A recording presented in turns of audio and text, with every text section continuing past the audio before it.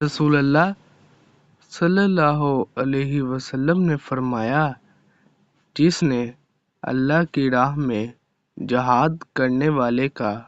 سامان سفر تیار کیا، حقیقت میں اس نے جہاد کیا، اور جس نے غازی کے اہل و عیال میں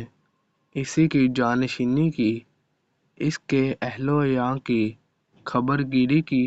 حقیقت میں اس نے جہاد کیا۔ میں نے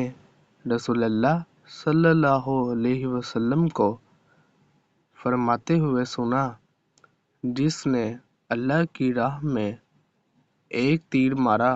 وہ ثواب میں ایک غلام آزاد کرنے کے برابر ہے۔